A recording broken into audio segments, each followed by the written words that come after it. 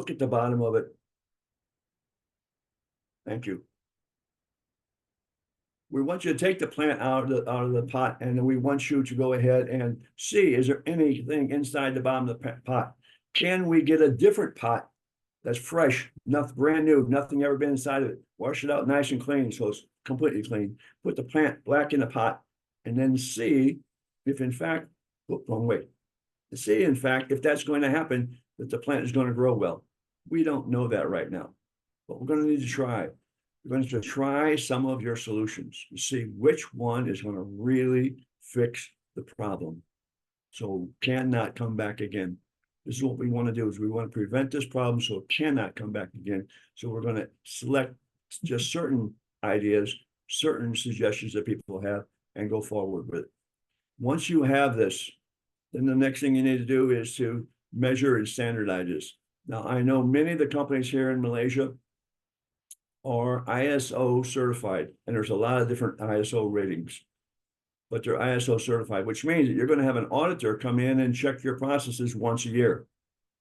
He's going to come in and say, how do you do this process? You say, here's my instructions. He's going to see if you're doing it the way it's supposed to be. He's also going to ask you, did you have any problems in the past year? You say, yes, we had this problem. If you tell him that, he's going to say, okay, show me the documentation of how you solved the problem. What's he going to look for? I know this because I was an ISO auditor several years ago. For about 6 months, I was helping out. It wasn't full time for me, but I was helping, and I was taught how to ask questions. And if you're going to say you had a problem, I'm going to say, show me the evidence. Show me the picture. Show me the item if you still have it. Show me in your records where you worked on the problem to meet your ISO requirements. And today that is a requirement. You have to have a documented solutions. You have to talk about how you investigated it. You have to talk about who investigated it, what the findings were, how you fixed it. All that information for your ISO is called a corrective action report, CAR, C-A-R.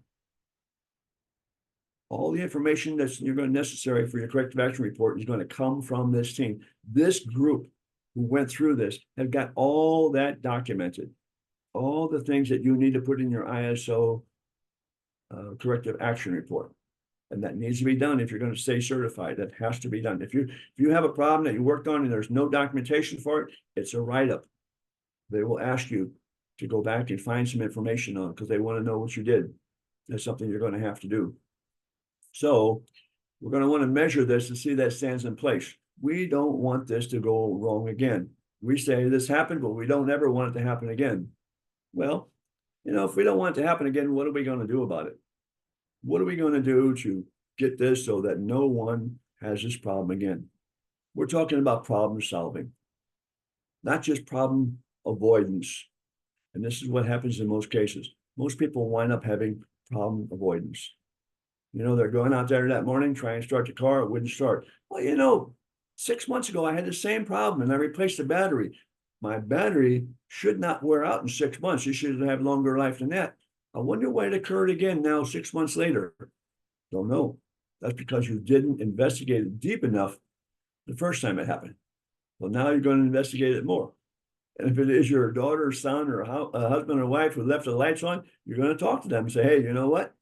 I'm going to be late for work today because you left the lights on. You just need to remember to turn the lights off. And please, please, the last thing you check before you go in the door of the house is turn around, look at the car, make sure the lights are off. That's the last thing you do before you go in the house. If the lights are off, everything's great. If the lights on, go back and turn them off so it doesn't run the battery down.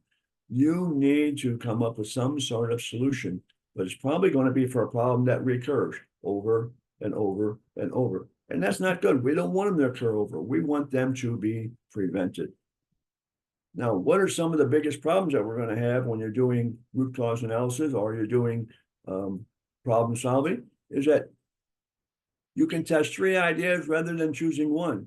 Yes, you can, but you cannot. Somebody wrote this in a thing, but long ago, you cannot test 3 different things at one time. I don't know if you know about anything about Six Sigma, which I'm not going to go into here because this is not a Six Sigma class. But when you make changes in the process, you never, never, never change 3 things at one time. You change one thing only, see the results. Then if that works, you might try a second one, see if it works, or try a third one.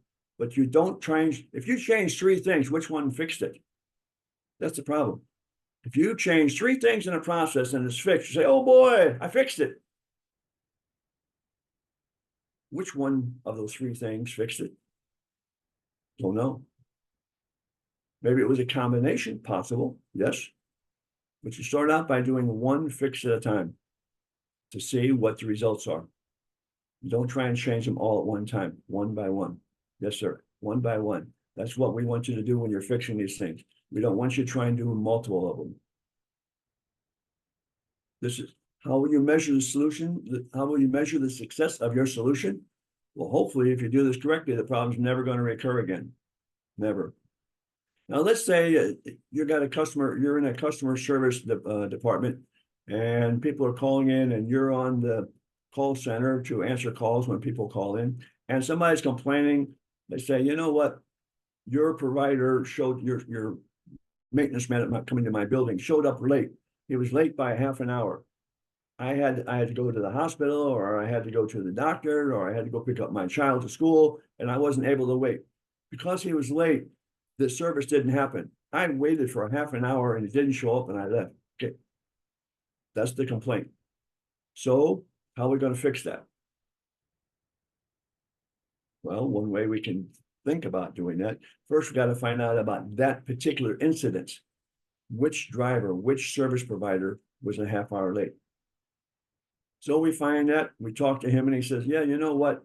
On that day, my car broke down, my truck broke down, my maintenance truck broke down. Why did your maintenance truck break down? Well, my maintenance truck broke down because I was in traffic. I was sitting there. It was very, very crowded. Traffic was really heavy in KL, so therefore I couldn't move, and we're just sitting and sitting and sitting. Then we start moving very, very, very slowly, and my engine started overheating, and all of a sudden it just stops. He said, I actually called a Grab cab, had them come. I took my tool bag, got in the Grab cab, and I went, and the time I got there, it was a half hour late. So he did try to make an effort to fix it. Is that ever going to happen again? Will there ever be a situation where a car is in traffic and you'll never have a car late again? No. We can't control the traffic. We can control the maintenance on the cars for sure. For that, we can take care of the cars, make sure they run well. But if they're stuck in traffic, you're on the highway out here, E31, you're on a highway and it's stopped. There's nobody moving. Maybe there was an accident ahead. Maybe there's some kind of problem up ahead. Maybe there's some flooding on the road or whatever. Can't go anywhere. It's not that driver's fault. And if it's an act of God, meaning that it's flooded or something of that nature, or an accident that he wasn't involved in, but the accident caused him to be delayed, we can't make that go away. That may happen again.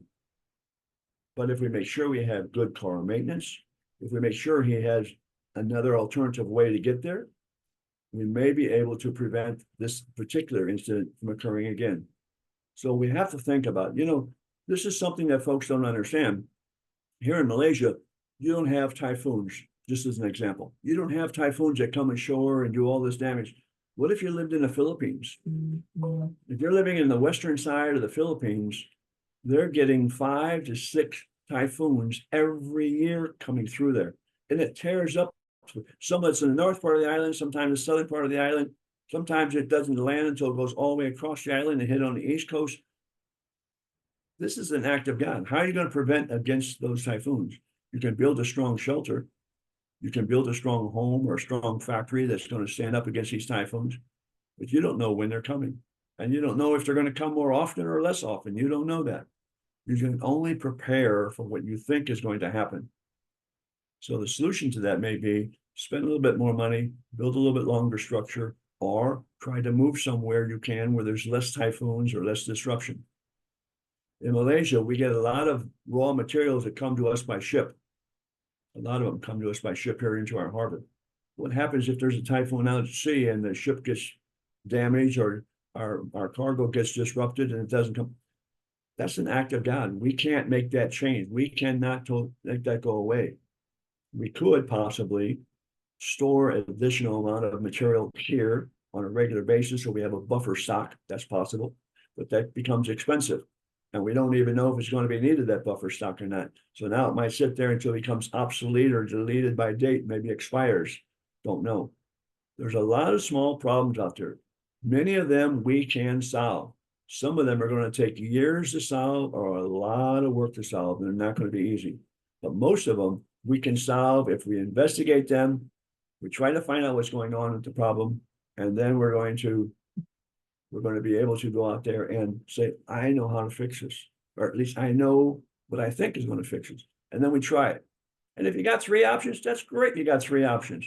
Try one, see what happens. If it doesn't work, you got 2 more to go. Try a second one, or try a third one, or maybe, depending on the situation, depends on the individual problem, maybe Elanco is correct. Maybe you could combine all 3 and try them, but I don't recommend that. It might work, but I recommend you just try one at a time and see if it changes. Because if the first one you tried take care of the problem and it's never coming back, then you don't need to use the other 2 at all. You've thought about them, you've planned for them, you know how to do them. Just keep them in reserve somewhere. If it's documented correctly, if your company has documented these corrective actions correctly, you will have that old information. And when the problem occurs again, one of the first places you could go to is go back to the old documentation and find out, what did we do last time? Last time we had this problem, this is what we did, and we thought it fixed it permanently. It didn't. That's evidence. Remember earlier, I was saying you bring evidence to the table, to the group so they can study it. This is what I'm talking about. Those old reports are evidence. They are facts and data that you collected before. You can check to see which facts and evidence are still current and good to use, and then start doing brainstorming again.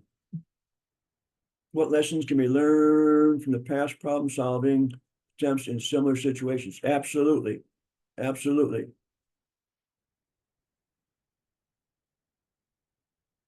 Shirali, I'm sorry if I pronounced the name wrong, but you're absolutely right. We need to learn what we did in the past. Did it help or not help? And when we collect that data, if this goes into an archive somewhere, maybe in the quality control department, or maybe in one of the managers' department, where they keep track of all these problems we've had in the past. If you keep track of all that evidence, all that information, what did the team investigate? What did the team look at? What did they find? What did they try to do to fix it? If you got all that information and a problem occurs again a year from now, 2 years from now, go get that information and bring it back. Let's look at it again. And things will change, and some of this information will no longer be valid, but some things may be. And there's no sense in going out and reinventing a wheel again when we already have some evidence. Maybe something we overlooked before. And now we look at it again, we say, oh, before we didn't think that was part of the problem. Now we think maybe it is. We don't know. What I'm trying to do is help you learn how to get very, very much like a detective. For most of you, you've watched television and you watch that detective. He puts on his hat, he goes out there and he starts asking questions. He's got one of these gray boards like I have behind me. He's got one there in a police office, right? Big gray board in the police office. What do they have on here? Got pictures of people who got killed or people who got robbed, pictures of possible suspects. This one, this one, this one. He's got documentation. This is the time the call came in to help. The call came to the police department for help. They write that down. What did they ask for? They write this down. Was anybody seen? They write that down. They got evidence. And usually that detective will have some sort of either phone to write on or pencil and paper to write on, and collects that information as they're interviewing people. Now, I didn't even go into interviewing. In class, we will talk about interviewing, how you interview somebody, what questions are you asking, how do you ask those questions, how do you pay attention to what their answers are, and how do you record that? That is evidence doing interviews, interviewing people who are involved in the process that occurred. We know somehow this process caused the problem. We need to know what went on. And we often find that it's just a misunderstanding by somebody in the production area who grabbed something wrong and often they'll admit, they'll say, there were 3 bottles there and I grabbed the wrong one and that's why the mixture came out wrong. Well, can we prevent that? Maybe we can change those bottles. One is green, one is red, one is blue. Name is very large on it. Maybe we put them on different sides to pick up. One is when we're picking up something, the first one we pick up on the right, second one we pick up on the left. Get in the habit of doing that, right, left, right, left. We don't know what the solution is going to be. But sometimes we find out very simple mistakes are made. Most of the problems, jumping to conclusion, causes by somebody in senior management saying, fix that problem. Your team runs out there, puts a Band-Aid on it. Okay, we fixed it, boss. And then 6 months later, it shows up again. You didn't fix it. You put a Band-Aid on it. And many managers are running around your company, putting Band-Aids on little problem, little problem, little problem, little problem. When there's a very big problem, yes, sometimes they stop and try to work on it. But all these little problems add up. Maybe those little problems are contributing to the big problem over a period of time. You won't know that until you investigate. You've got to become a detective.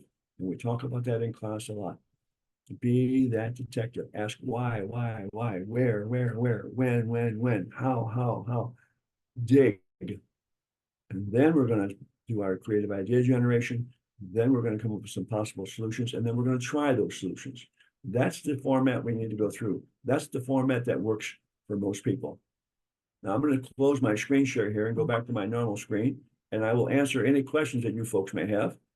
If we have some questions at all, let me go on here just 1 second. I got to change my view from myself to my gallery view. I'm the only one in the gallery. I think we got 10 people, but I'm the only one I see in the gallery. The speaker view, and I go to gallery view, and I'm the only one I see. Okay. Somebody else put a question in the chat. Let me see what it says. What communication strategies will be used to inform stakeholders about the solution and its implementation? Now I'm facing that. Okay. Right. If you're going to have a problem and you think you fixed it and you need to change a procedure, and this procedure is done by a lot of people, you're going to need to get all of them, to hear what the solution is and how to fix it. Now, the way to do that is to go to senior management, and that's what I highly recommend.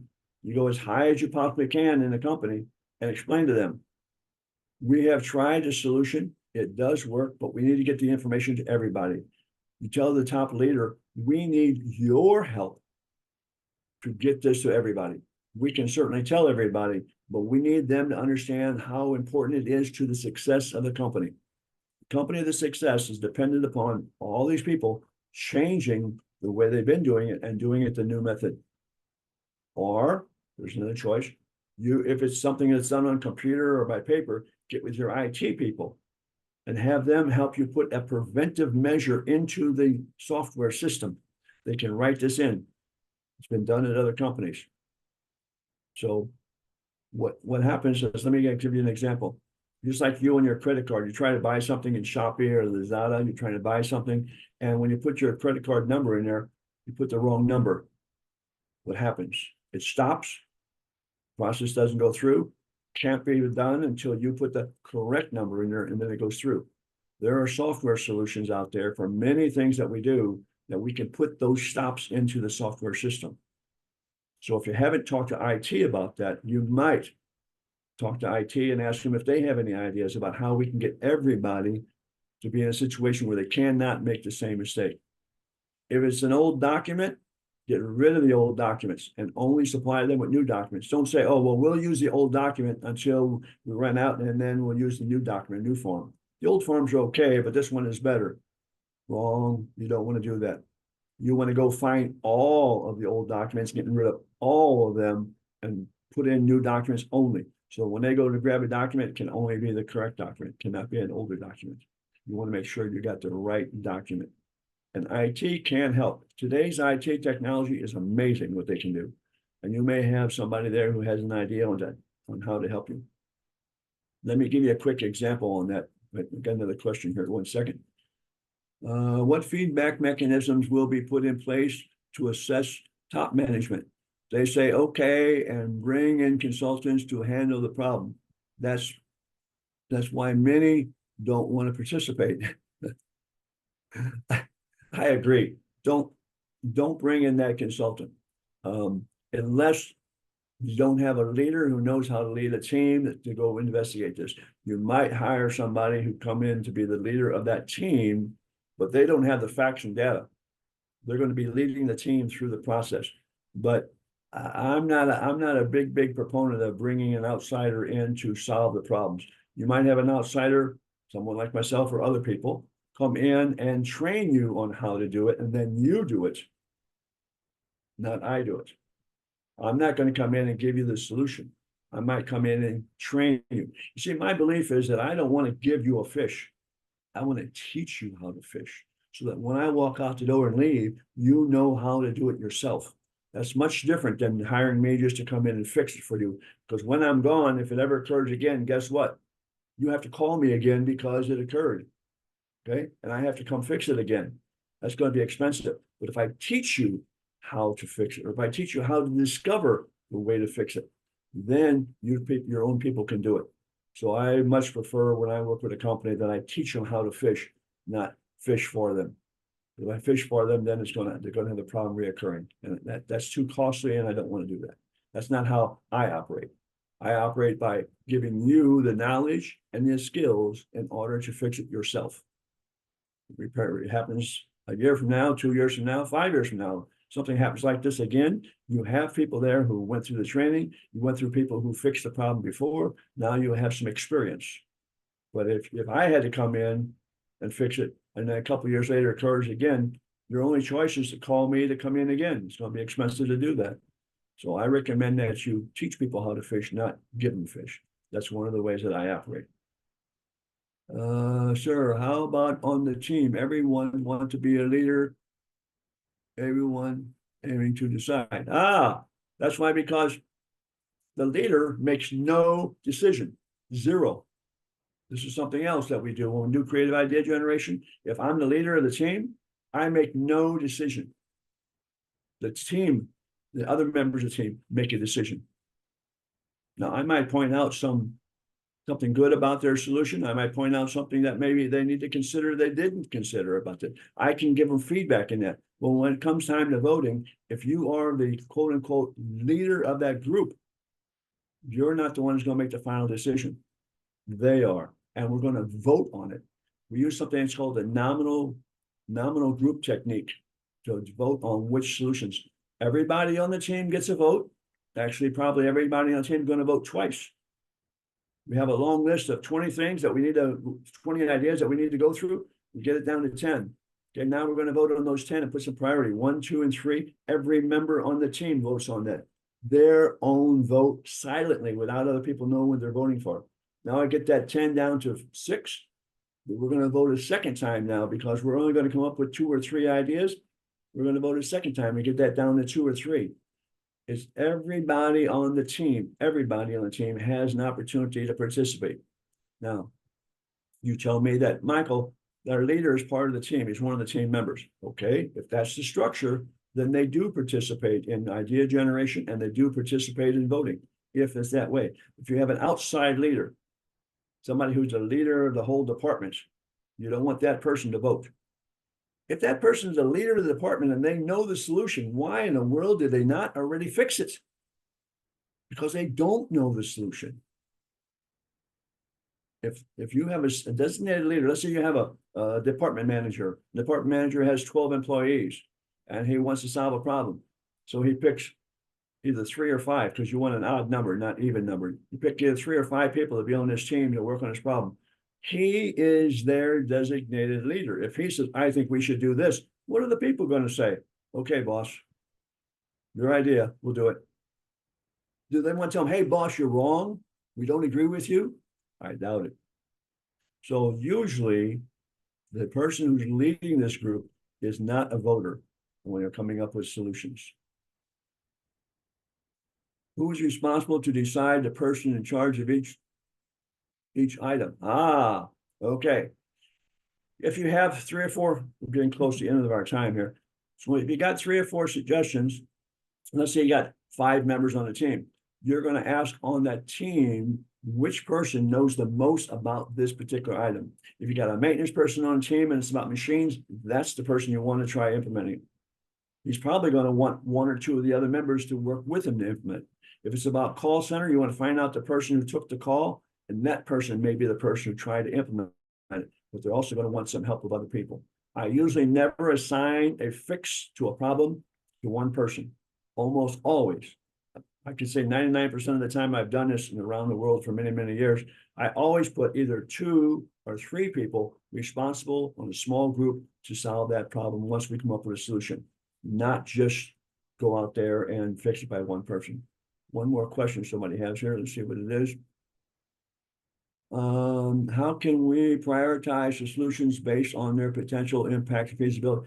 That's what we're going to vote on. When we remember way back when I said I shipped 5 tons of bad material to Vietnam out of 25, 5 out of 25 tons, 5 out of 25 tons to Vietnam, and it showed up defective, and it cost us 250,000 ringgits. Now, when we look at the fix, we need to identify what is going to be the cost savings from these fixes. If we're going to come up with a solution and we know something's going to cost 5 million ringgits to fix it, but we're only going to save 100,000, do we do it? I don't know. Maybe we find another solution that only costs 1 million ringgits and it's going to fix majority of the problem. We take the cheaper one. We have to think about what is the return on investment for the fix. And a good way to do that is go talk to your financial director or somebody in the finance department and ask them about cost benefit analysis. Saying, here's what we want to do. Here's the cost. Here's the benefit. What do you think? And talk to the financial people. Get everybody. This problem belongs to your company. It doesn't belong to one team, doesn't belong to one member, doesn't belong to one department. This problem belongs to your company. That means that you can go to anywhere in the company to get help. Finance, procurement, warehouse, management, manufacturing. You get help from anywhere. So make sure you use all your resources. This is a great way to do it. Not just try and use your own. Don't think this team is a team of geniuses who are going to come up with all the great solutions and nobody else knows anything. If you think that, you're absolutely wrong. There might be a janitor who cleans up the floor at nighttime and they're the only one there in the building doing it. And maybe they have a solution. Oh, how could a janitor know what's going on? You don't know. Possible. Possible. And when the CEO at the top says, hey, I think we should do this, you say, yes, sir, we're going to add your solution to the list. You tell them, yes, sir, we will add your solution to the list, but we need to investigate. Don't just say, yes, sir, we'll do that one. If he knew what the problem was, he should have fixed it a long time ago. He might have a good idea, maybe, but it's just going to be added to our list of suggestions, and we will look at it and investigate it and find out if it's feasible. It may not be feasible at all. Maybe it is. We don't know. You've got to investigate. So root cause analysis and problem solving are one thing. This is for not only the leaders, but this is for our team members. This is for everybody in the company. And in class, I'll even be pointing out where you can use this at home for husbands and wives and children. If you have some problems going on at home, some things that people do, some habits with, there are some ways you can use some of these same tools in your family. So we need to be understanding that problems exist. And we need to understand that we have to stop putting out fires because they're going to start again. We need to find a root cause, and that only comes from digging, investigating, and spending the time. Now, I know today has been an hour. It's an hour long, and you're still here on the screen with me. I wanted to repeat that next week at Comfori, we are having a problem-solving class, 2 days. And we'll repeat again, that class will repeat again in October. So if in fact you're interested, that you want to attend the class, I suggest you contact Comfori, find out what's going on. If you need if you want to ask questions, send them a question. And if they pass the question to me, I'll try and answer it for you. But I'm not going to just solve your problem. That's not how I work. I will teach people how to solve problems, and then you will do it so that you have that knowledge and ability in the future. That's the best way for everybody. Thank you all very, very much for being here. I see one more comment in the chat. Let me see what we got here. Thank you for a great explanation. Very good. I'm glad I'm able to explain it because Normally, anytime somebody presents a problem with me, I try to think of a metaphor or an example out of their own life or out of everybody's general life that has the same issue and what can be done about it. I try to make it as simple as possible. I'm not teaching Six Sigma, I'm not teaching calculus or mathematics and all these high things. Although I am a Six Sigma black belt, I'm not going to teach that. I want to get down to the common, simple root cause. Get out your shovel, dig the dirt up, find what's in the roots, find out what's causing those dead leaves on the plant, and then move forward. I think you're gonna be happier, and I think the company's gonna be happier. You will be more skilled, and you will have abilities that you may not have now. So that's what I highly recommend to all of you. I hope to see all of you in class someday soon. Have a good day. Kamati, I think we're finished at this time. Goodbye.